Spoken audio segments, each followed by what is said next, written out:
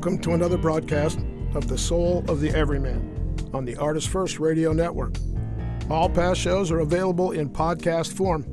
Pick them up at artistfirst.com. Send us your questions and comments to dj@artistfirst.com. And now here they are back from voting. Michael and Margaret Lyons. Yes, we were out voting just a while ago. No, actually, we voted weeks ago, but that's not what we're here for. Right. We're here because it's time. When you say Scott, it's definitely time. Time we're here. Time we're here, and tonight's show is about time. It's about time for tonight's show. This could be one long dad joke session. Oh dear. Oh no, we're not going to do that because I'll be dead before halfway through. Anyway, so tonight's show, we wanted to talk a little bit about time, and when you say time, I think people get a little confused because I think one of the things you might say, well, okay, we're going to talk about, reference frames and light cones, and we'll throw in some relativistic physics or something, and that's one aspect of time that people talk about. There's also just daylight savings time, and the fact that we just all went through this horrible time change that we subject ourselves to twice a year in the U.S. But I think the aspect of time that interests, I'll say, speak for myself, interests me the most is how fungible, how relative time is. And by that I mean, our intimate experience of life is bound up in time. And I think we often get confused about our concept of our life, which is sort of the mental aspect of our life, which we tend to live in a different time than the actual point at which we're currently existing in.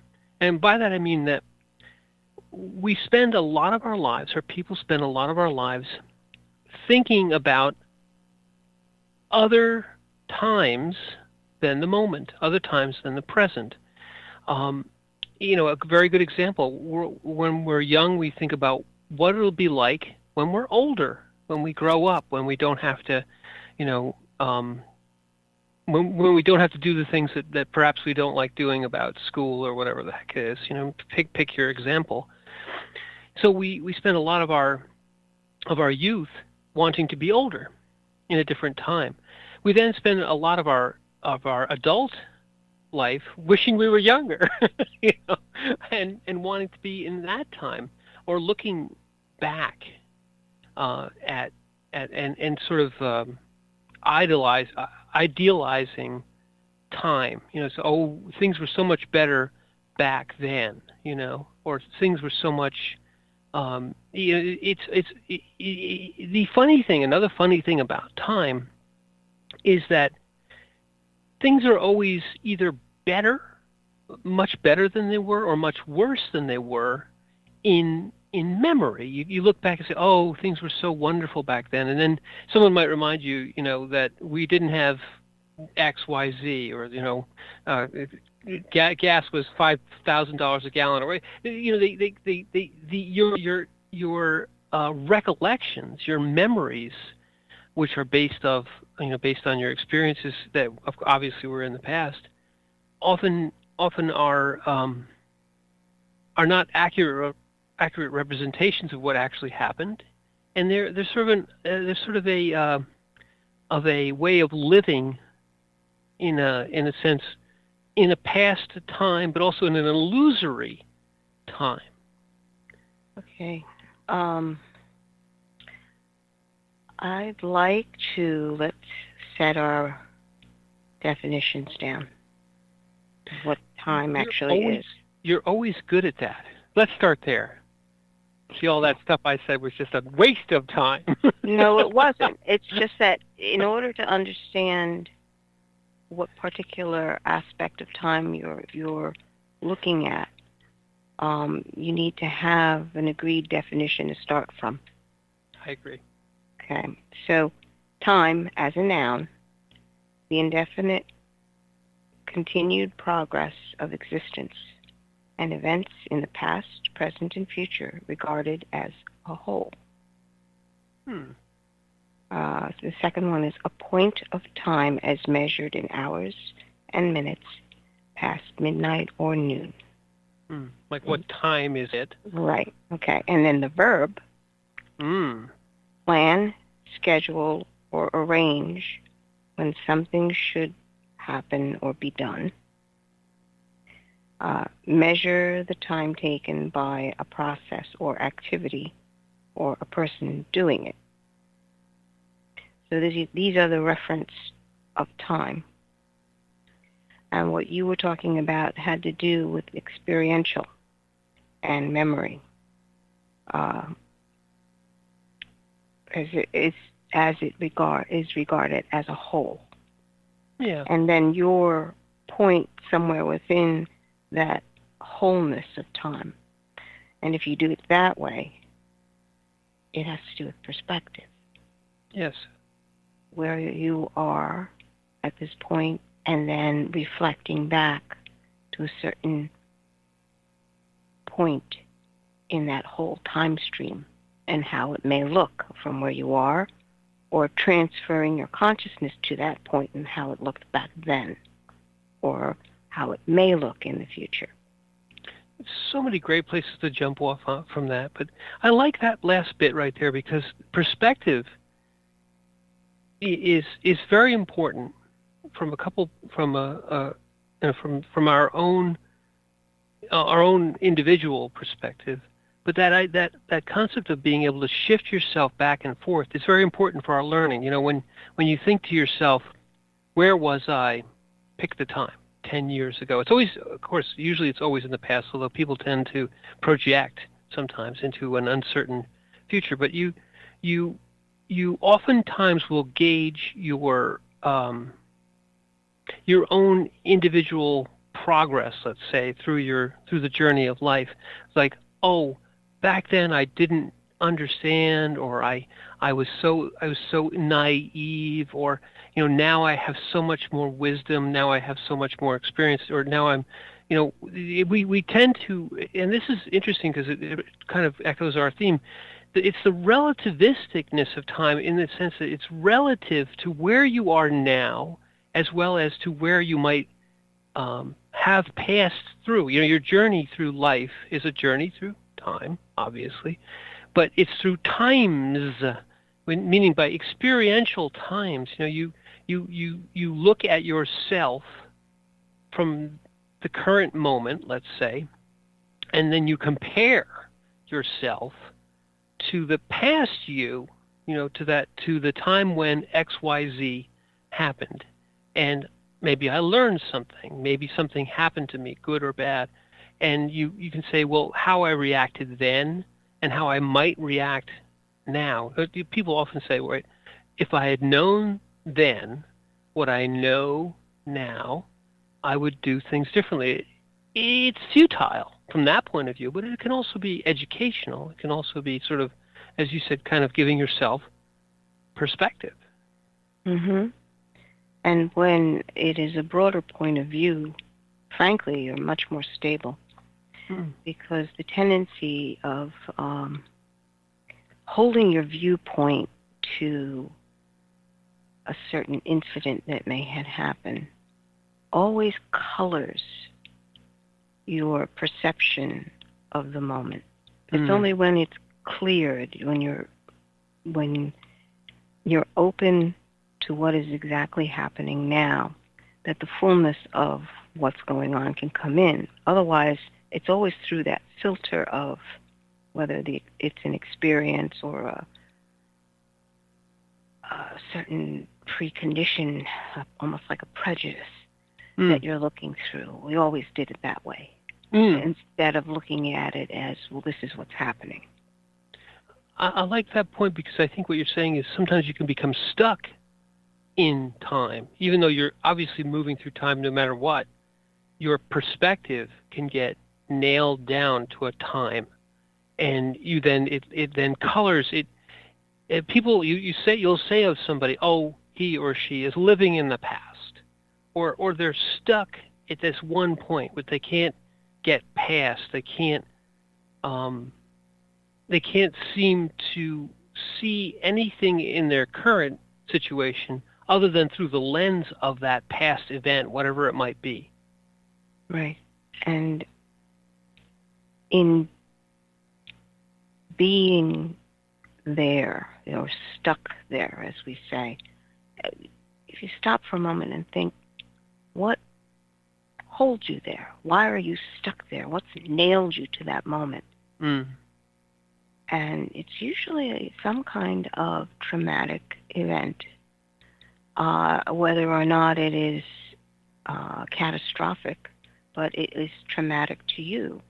And it's usually an emotional tie. Mm. This is the beginning of where your trigger is. And when you're triggered, you automatically go into that nailed point in time and space and see everything through what had happened during that experience. So being able to understand that what you're actually doing is transporting your viewpoint to that point. It's not who you are, but it's what you see and what you hold on to. If you can get there, that's more than half the battle. If you can actually see where it's all coming from, then you can decide. This is wonderful because some time back, not on the Soul of Everyman, but just you and I talking, you talked about integrating your past selves. Mm. And I think just to give that a framework, because that's a phrase that maybe people have heard, but what I think what we're really talking about is unnailing these points of you. You as a continuum, all of us as a continuum, we go through life. But we get nailed or stuck, or a piece of us gets stuck in a certain time. And maybe not all the time, but often it's trauma or something that really evoked an intense, usually negative emotional reaction, and maybe positive ones too. But I think when it's positive, maybe you're transported back there, and it's just reliving and re-experiencing and re-enjoying that moment. But with the stuck ones, I think you're brought back there per force, triggered. You're brought back there per force, and you're kind of put through it again. And you sometimes, if you're really stuck, that past self of you is got a charge. It really is nailed. You really left a piece of you behind in that moment. And you can speak to that a little bit better, because I think you did a lot of work with people who were stuck, and you had that perspective, or rather that experience of helping them get unstuck, reconnect with that past leftover part of you that you left back there. I'm gonna switch the words around a bit. Doing something like that is considered soul retrieval work. Yeah. A piece or a shard of your soul is ripped from you or broken from you, and it becomes stuck in that point in time. And again, I say this, it's usually because of an emotional response of some kind. Because frankly, an intellectual response doesn't happen that way. You don't get stuck in time with an intellectual triggering. Yeah, and I think you're right, because it doesn't have the power. The mind doesn't have the power to. Let me tell you. Emotions have the power to nail you to a point in time. The mind doesn't. The mind can think about the past and can think about the future, but emotions with the trigger will bring you there as though it was happening that moment. And Your heart will pound, and every part of you will react as though that was happening to you right now. You are actually reliving it in your body. Mm. The responses are the same, and the brain patterns are the same. Mm. But when it comes to the mind has a different way of containing you, almost trapping you, because it likes to set up these boundaries or walls or pathways of thinking structures that can trap you. But when it comes to emotion, you actually get nailed into a point of time because it's experiential that way. Mental concepts, you don't remember what point in time that thought may have occurred to you. It's just like, oh yeah, I had that thought. But when it comes to your emotions and your response and the fact that your body's involved because it's in this particular space-time, it's much more impactful than people want to give it credit for. So when there's that part of you that is stuck, that has been broken off and is stuck back in a point in time, and it colors everything that you look at, or certain things that you look at. It depends on whether or not you're triggered. To become aware of that is the first step. You have to realize that you are not responding through a moment of free will. You have been triggered. And now everything that you're doing is because of this piece that is stuck in that emotional trauma or moment. And you want to have to get that piece back. You must have to, if you think of it in terms of rescuing it, because when it happened to you, you usually are so overwhelmed by the moment you can't look at it.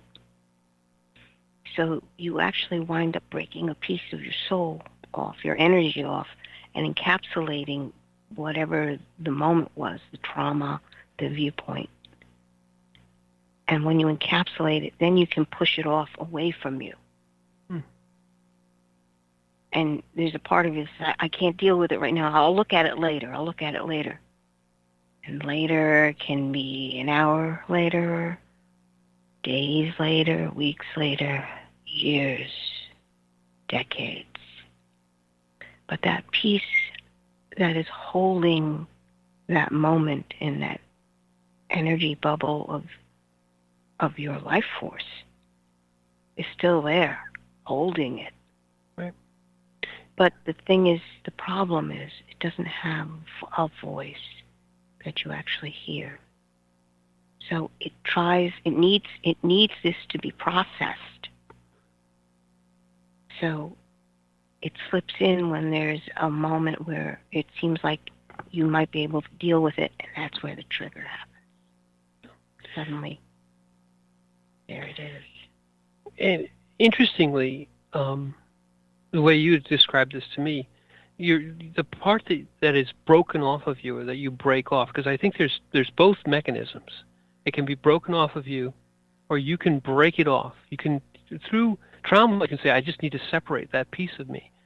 The danger in that is that you literally leave you, a full copy of you, or at least that it can be essentially identified as a piece of your soul, nailed in time with a piece of the energy that is you, keeping it like alive. And the other thing about it, I believe, and this is what you told me, and correct me if I'm wrong, is that when you go back to rescue it, you literally have to dialogue with that earlier part of you with only the experience that it had. And you have to really teach it, really reconnect with it, really kind of tell it that, yeah, we moved on, we grew, we healed, but you never did. And you literally have to rejoin and re-traumatize yourself almost. I mean, you tell me, it was you described it to me, yeah. No, it's a reassimilation. Yeah, that's it. And bringing that piece into you is key. The other, what you have to be aware of is the fact that you may have grown, but that piece didn't. But it's not that the fault of that piece. Nope. It did the job you gave it to do, which is hold it. It can't live with the whole energetic because it's been separated out. So it doesn't mature with the larger part of the energetic and all the experiences that it has. The larger part almost has to open itself up to receive what this piece that you had told to hold on to something. It has to receive it back. Whatever the trauma was it was holding. And in receiving it, you get to see it all from an older perspective. A more mature perspective. Talking about the relativity of time. And that piece that was holding it, you almost have to bring in like a small child to say, well, this is what we've gone through so far, and allow it to begin to mature and catch up with the rest of you. That's part of the assimilation. But it's fascinating to me because only humans are capable of doing this. There's no other creature that's capable of being able to experience this. And that is the wonder of being truly human. And I think the danger in some regards, because I think this response is important and essential, because the response of separation, of tearing a piece of yourself off to hold something that you can't deal with right now, can become a scar. It can, if you don't reconnect, because I think what the danger is that you leave your pieces back there and you don't go rescue them. And if you continually leave pieces of yourself back there, it drains you. It makes you unable to function in the now because you're dragging so much of the then with you. You know, it's not dragging. It's literally you've parceled out pieces of yourself. And the phrase that comes to mind is only the good die young. Because you see so much and for the good you continue to have to deal. And every moment there's a part of you that seems to be taken out of you. Now, the process of rescuing that person, when you were speaking to me about it before, and when you just said it again now, it occurred to me that it's almost like a partial life review. In other words, the part of you that does a life review at the end of your life goes through your whole life. It can go, if you've never resolved these traumas, you'll see them again then.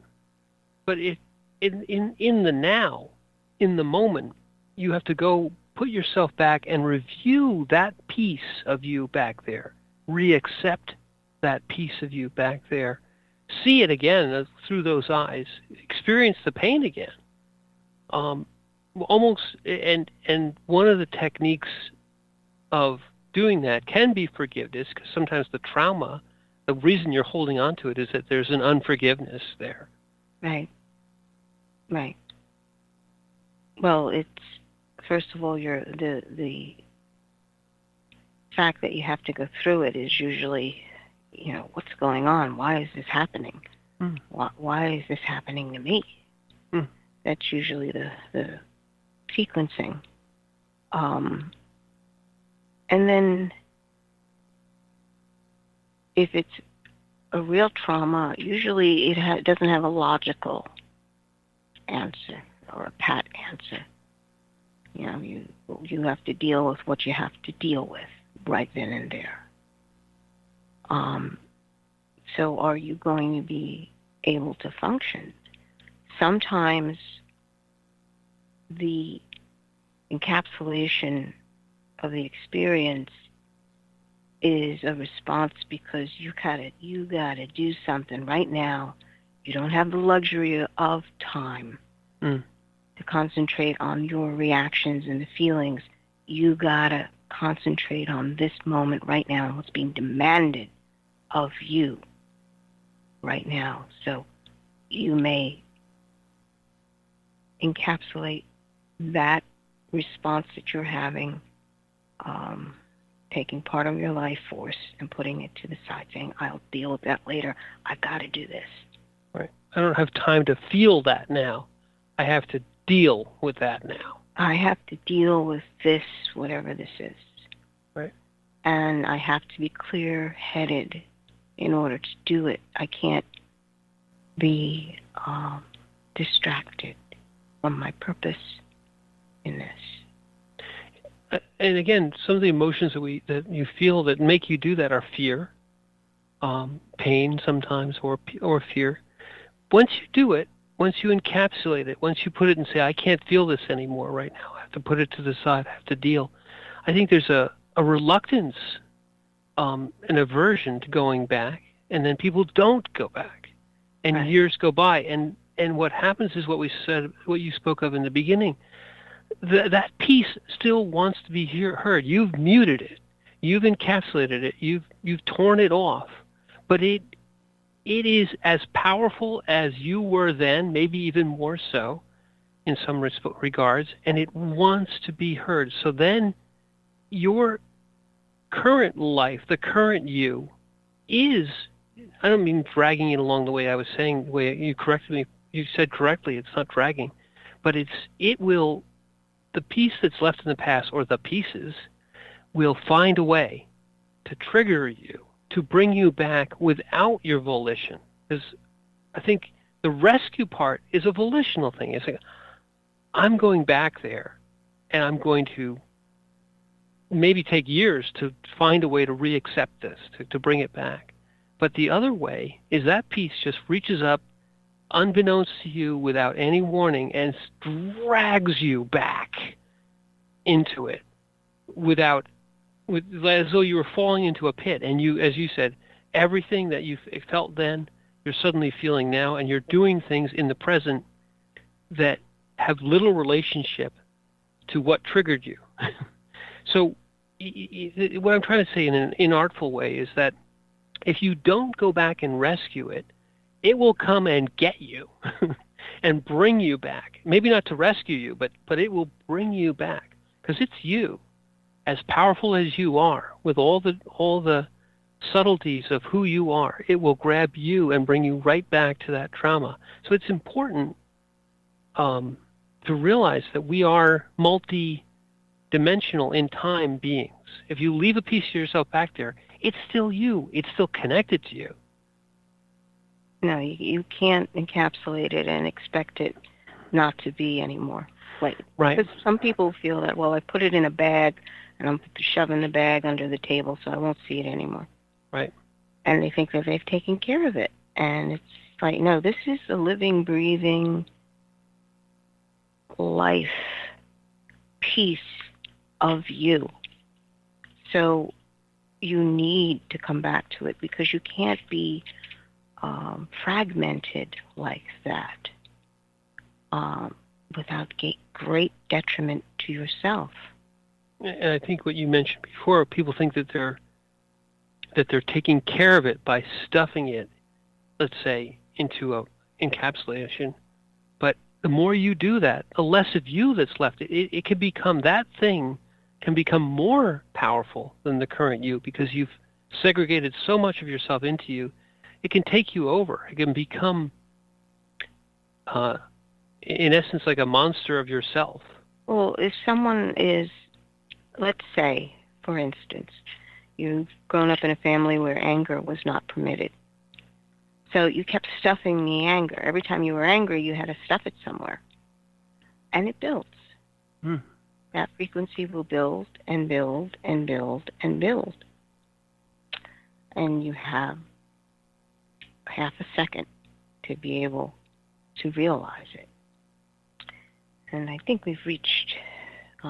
Let's take a break from all this anger, and put our past selves in the past for a minute, and we'll go back to the studio, have a little break, and we'll come back on the other side and talk more about the relativity of time.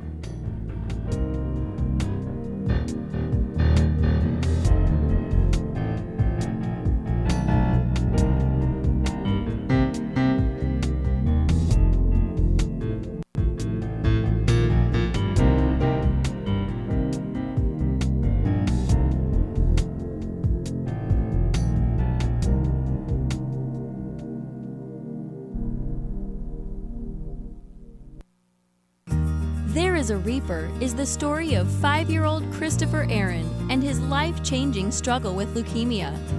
Winner of both the Indy Bragg Medallion as well as the reader's favorite silver medal for memoir, There is a Reaper has more than 100 Amazon book reviews and a 5-star rating. It has been described as life-changing, spiritual, a must-read. Just released on Audible and iTunes, this memoir is also available in paperback and on Amazon Kindle for only 99 cents. Get your copy of this life-changing memoir today. Taking God on Patrol is a first-person account of the world of law enforcement from the perspective of a Christian police officer in the 4th largest city in America. From speeding car chases to the crossing of the thin blue line, author Mark S. Cariner seeks to find God's biblical truth in a behind-the-scenes look at law enforcement. And check out Mark's newest book, The Tactical Heart. Both are available at Amazon.com. The Fat Man Gets Out of Bed is the latest book from Michael Lyons, the award-winning author of There is a Reaper. Featuring 13 original stories, this wide-ranging collection has everything. Forbidden love, gods versus demigods, weird invading aliens, sexy seductive artificial intelligence, and unusual passion between the living and the dead. All set amidst fantastic worlds of pain and loss and boundless joy. From the sublime to the macabre to the bittersweet, The Fat Man Gets Out of Bed will leave you breathless with laughter, brimming with tears, trembling with suspense. Available now on Amazon.com, Google Play, iTunes, Kobo, and fine e-tailers everywhere. Rick Riordan fans, love mythology with plenty of action and humor? Destroyer's Blood is for you.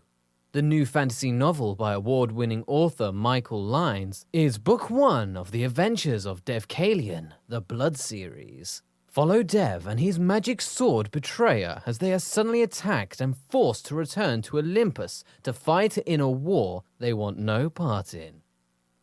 The world of men and gods is about to be destroyed by Zeus's ancient foe, and only Dev and Trey can stop him.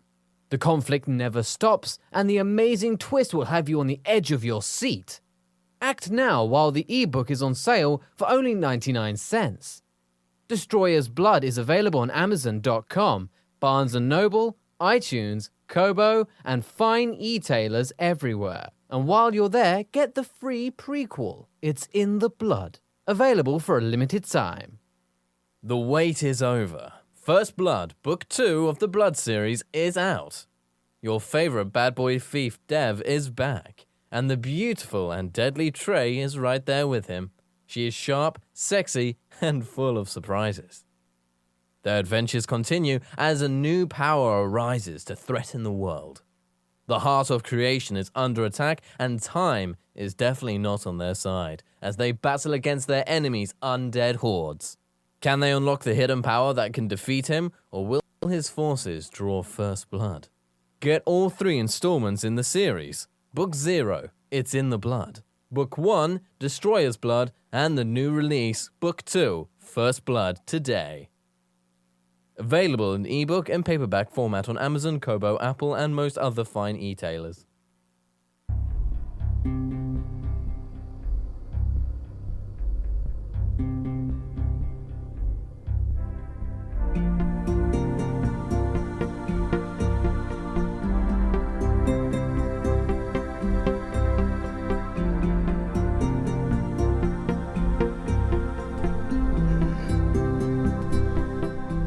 Ladies and gentlemen, it's time to get back to the soul of the Everyman with Michael and Margaret Lyons.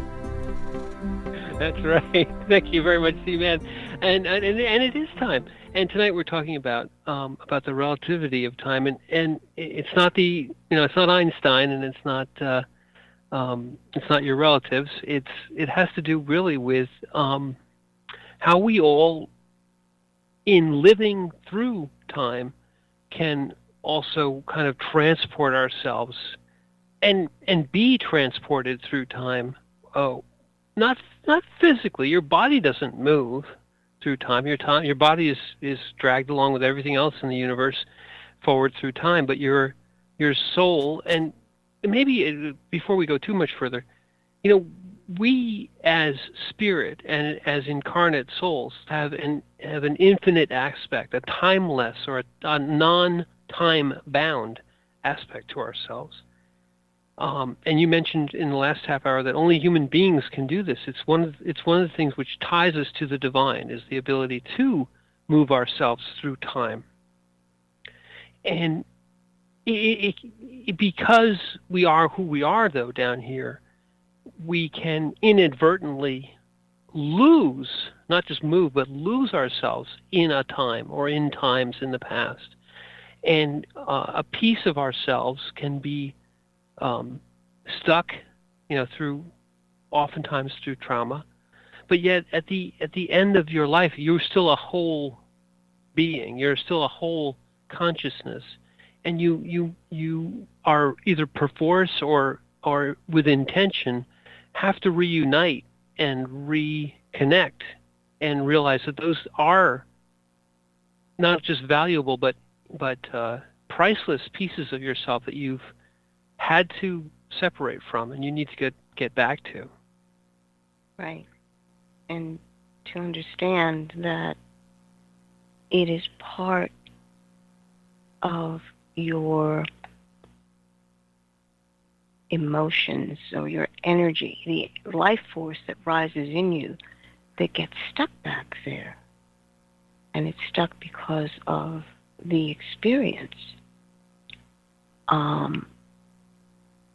Which when you think of that, it's like that's truly amazing. That it is the experience that you yourself are going through that can allow a piece of you to be stuck in that point in time. Frankly, animals don't go through anything like that. And we can sometimes even be envious of the fact that they don't. Mm-hmm. They start anew. They do have a limited memory. Whenever something is good, they can find a certain food, whether it be a tree that's blooming at an appropriate time, or the fact that humans leave their garbage out at a certain day. They can remember things like that. But it has nothing to do with the experience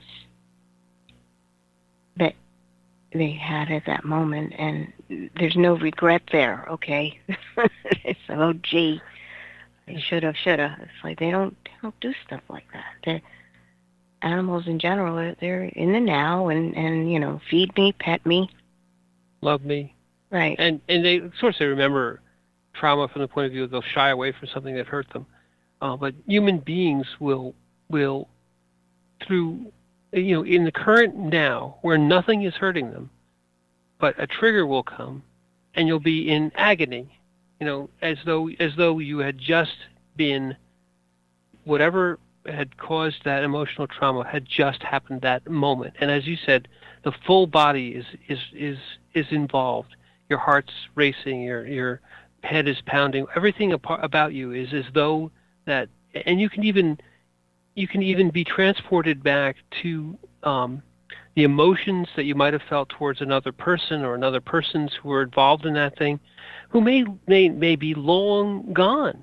They may be, you may have not seen them or had any contact with them, or they may have passed on for many, many, many years. But yet because that piece has power, a memory, a mental memory, that happened to me once a long time ago, can be called to mind intentionally. Say, oh yeah, I remember when. It usually doesn't have very little, or maybe they'll very little. Oh yeah, and I didn't like that. I didn't like this.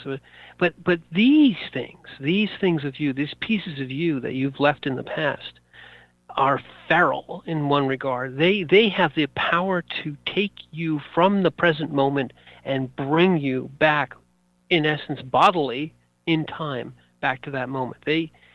When you separate yourself, you give it all the power you had at that moment, and it's there.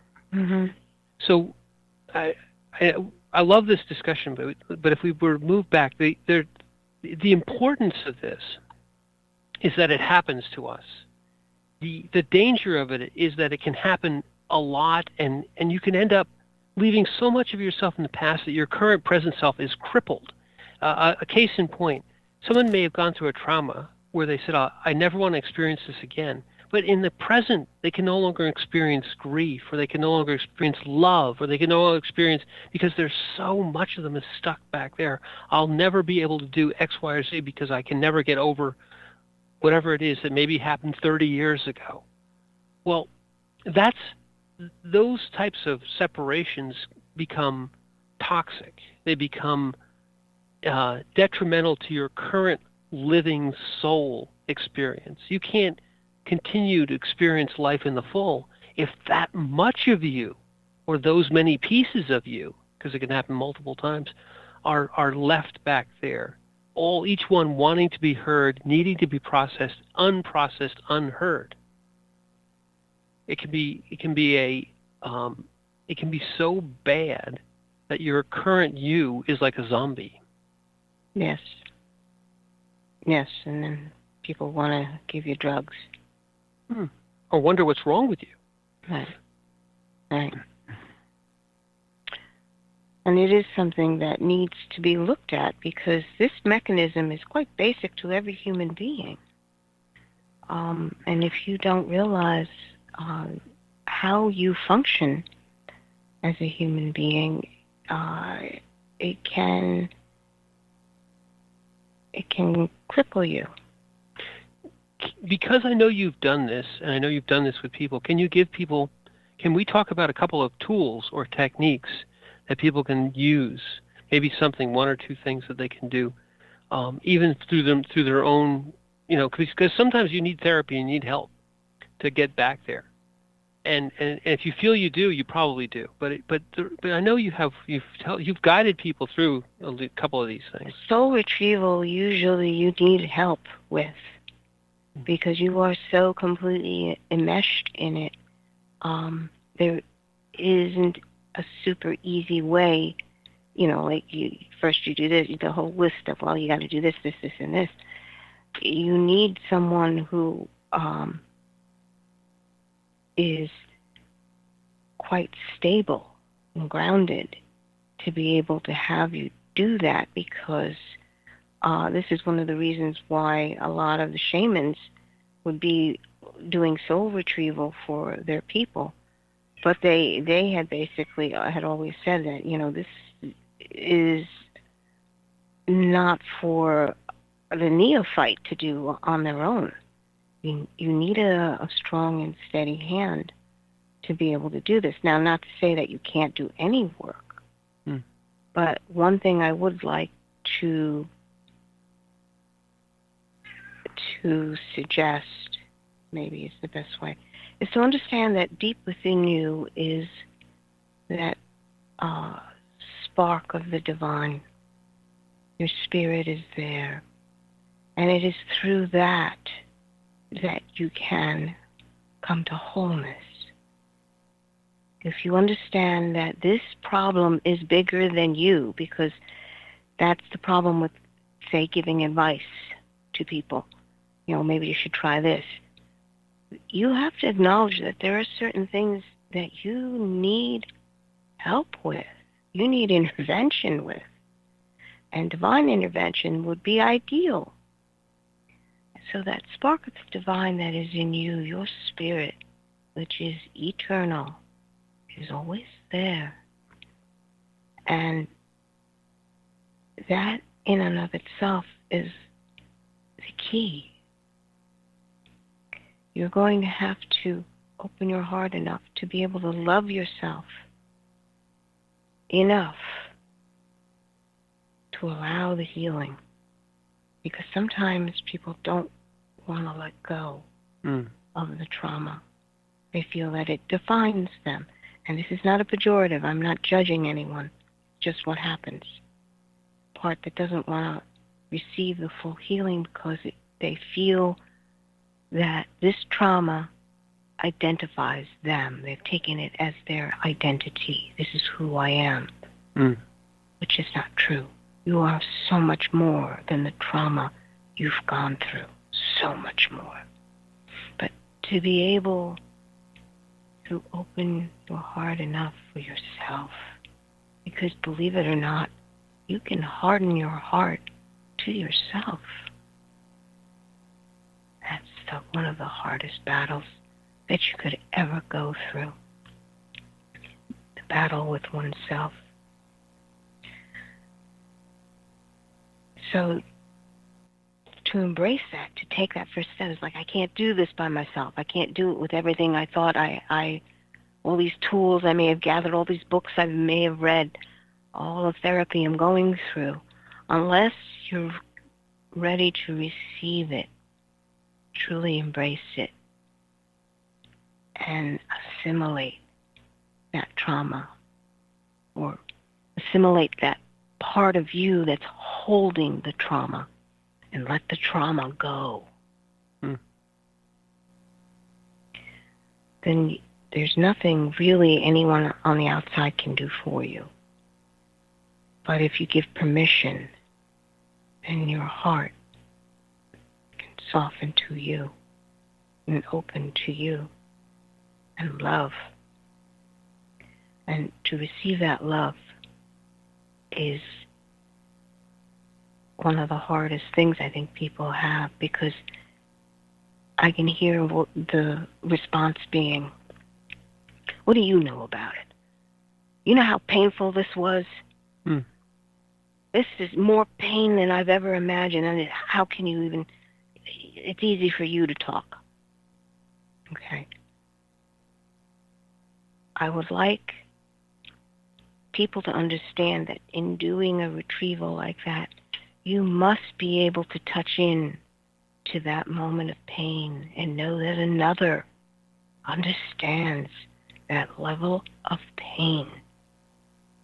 And there are people that do. They can be with you in that pain. And once that's acknowledged, that you're not alone, because that's the temptation, to believe that you're not alone. That you are alone. That you are alone.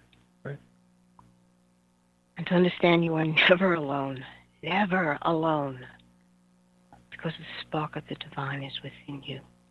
And everything you've gone through is seen through divine eyes. With divine eyes.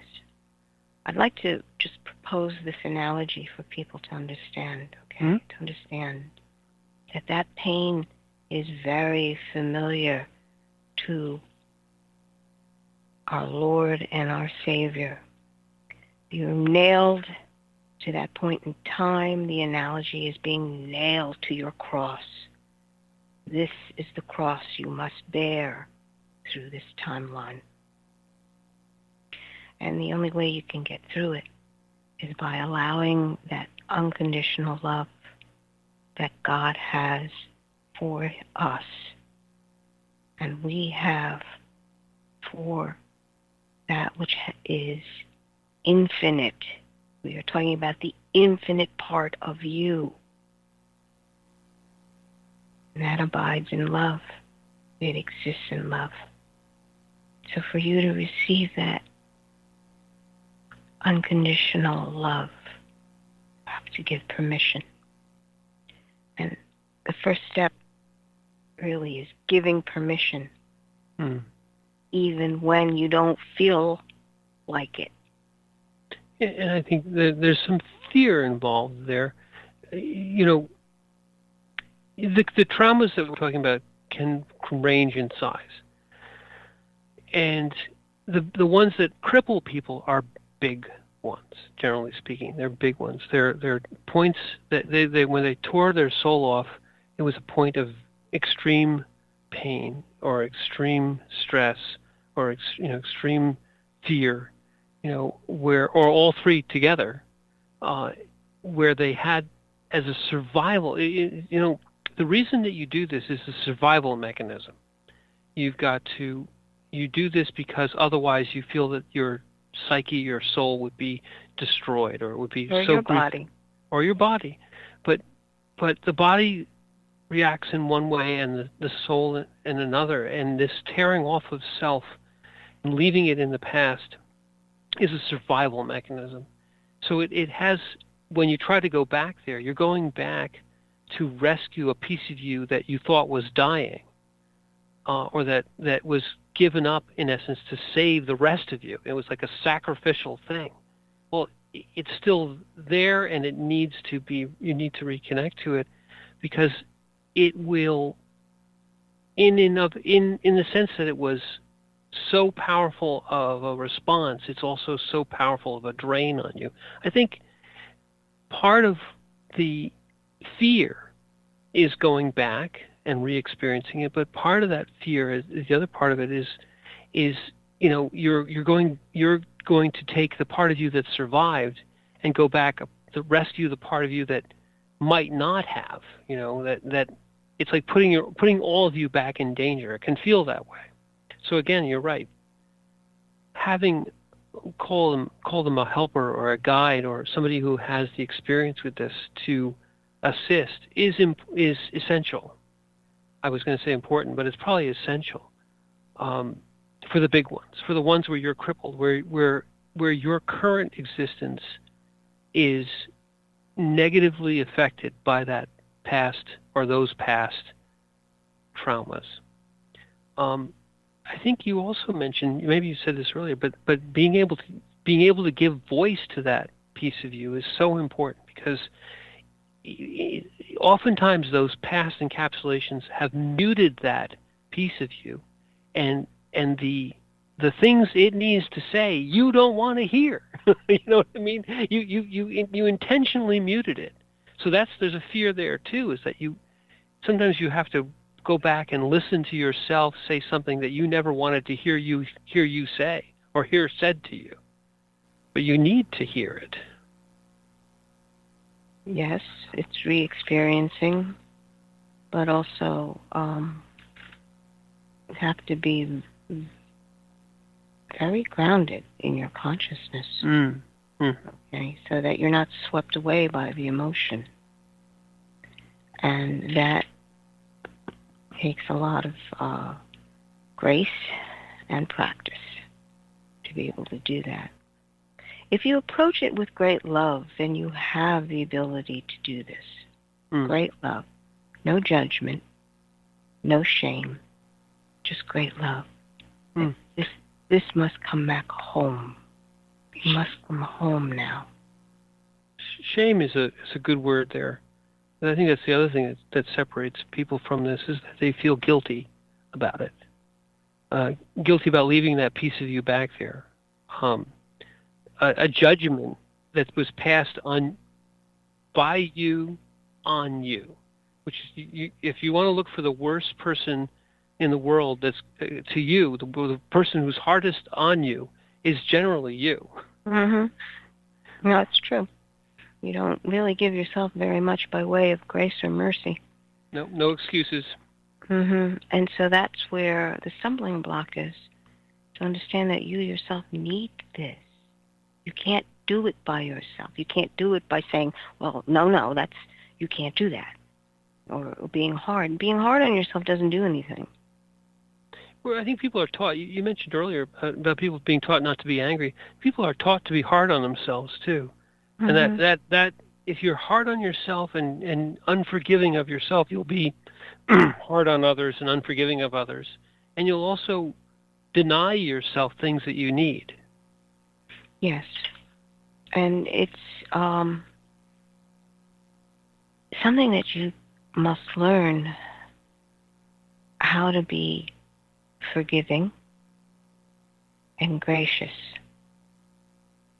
to yourself and to others. It doesn't mean you be foolish, But it does mean that you understand and see it. You know where it comes from. And you're able to draw a line of, well, this is where this can operate. And this is where we're going to grow. We only have a few more minutes, but could you talk a little bit about, in doing this, what have the results been for certain people? Because I know you've helped people with this, where sometimes their a degree of separation was so great that the reconnection took a lot of time, but it was important. So, without naming any names, You want me to talk about? Well, the effects of reconnecting, and sometimes the process. It took a while, yeah. Yeah. Well, if you've disconnected yourself bit by bit like that,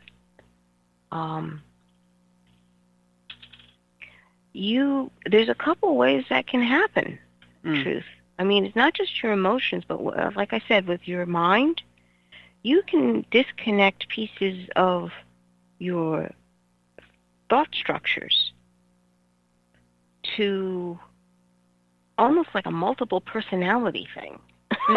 Yeah. And you see that with especially now with social media. This is the face that I've put together in the presentation that I want for this audience. But this audience over here, this is the way I want to look. And the audience over here at work, this is what I'm presenting.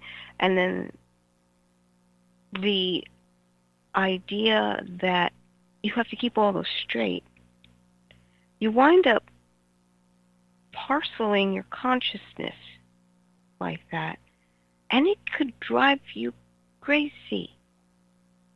But in helping people reconnect.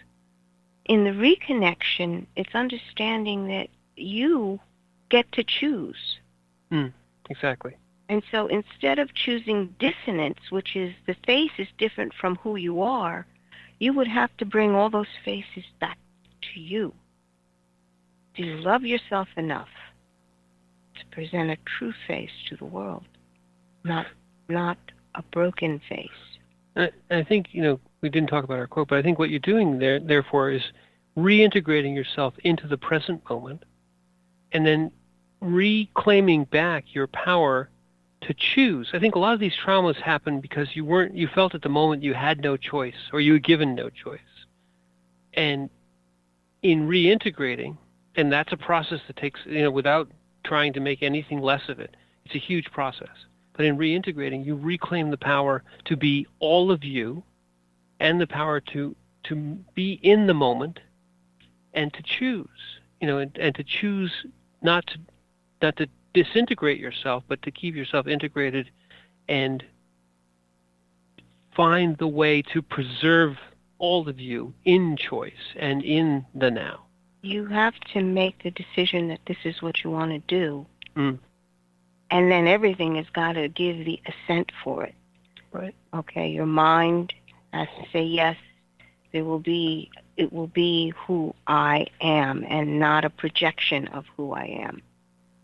And your soul has to be there as well as your body. Everything, every part of you has got to agree that this is who I am, and accept that. And once that agreement comes together, that alignment, maybe that's the best way to put it, everything has got to come in alignment. You'll understand that the soul, your soul, opens up, and your spirit is right there watching you and knowing that this is who you've always been.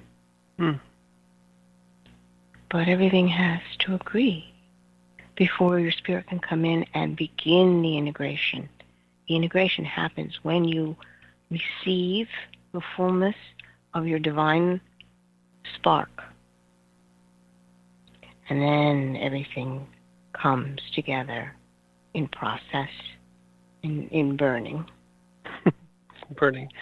Well, and it does take a tremendous amount of time, but we are we are out of time, but just we are time. We are time.